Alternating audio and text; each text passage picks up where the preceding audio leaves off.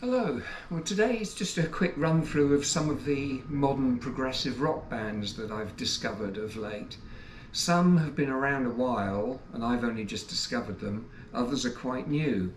A lot stems from this guy, Steven Wilson, who seems to have his finger in hundreds of different pies, not least of which is his progressive rock band Porcupine Tree.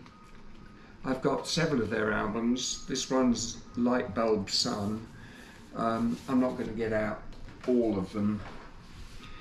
He has a collaboration with the guitarist from the band Opeth. And although you'd think that with that band's reputation for progressive metal and some of the heavier examples from Porcupine Tree, that this would be quite a intense listen, but it is in fact quite a mild album and very easy to listen to. I think probably they've each brought out the melancholic side in each other for this one.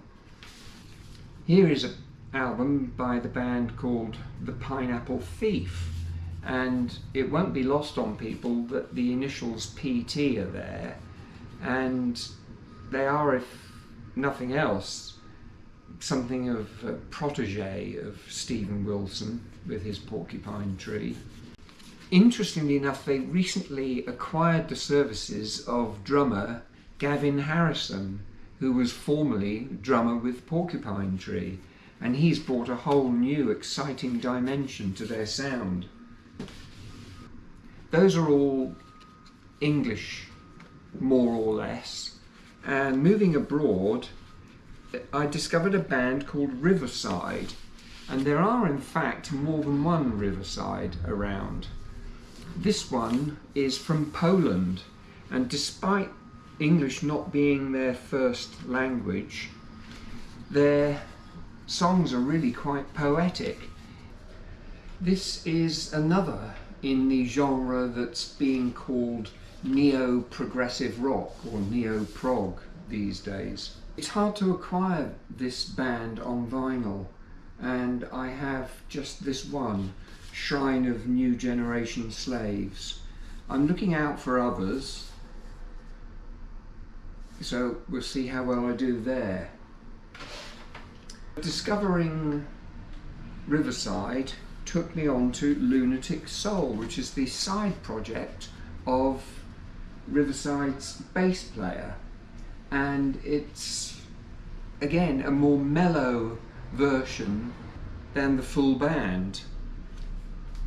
I've got a couple now. This one's Under the Fragmented Sky, and again another one that's hard to find vinyl for. So I've just got this one and others that I'm on the lookout for. Finally, a lot of English so far, so it's only fair that I show some Canadian. And this is a band called Mystery, who are distinctly Canadian. The sleeve is gorgeous. It's very high quality card, with a strong sheen to it. The inner sleeves are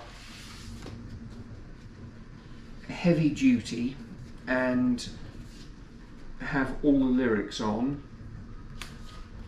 This is a band with a more traditional progressive rock approach, and you can tell that through the length of some of the tracks.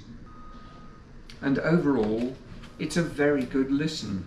I'm glad I discovered. Moving on, another English band called Arena, and this album is The Theory of Molecular Inheritance, which is quite a complicated title, and it deals as a concept with molecular inheritance. Look at the colour of that, isn't that gorgeous? I like the way it contrasts well with the sleeve colour.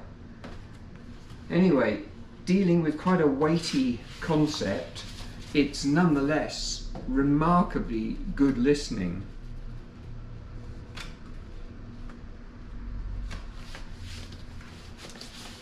And getting down to the last couple now, this is another English band called IQ, from the abbreviation used by Mensa for their intelligence quotient.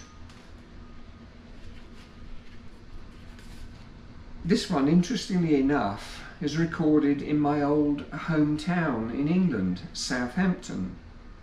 It's recorded between November and December 2024. And following on from Arena, I should mention Lonely Robot.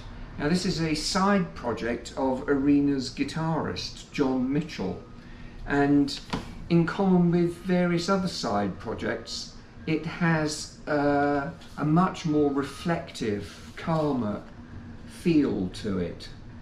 It's as if the band member has an opportunity to show more of their real self in what is essentially a solo project.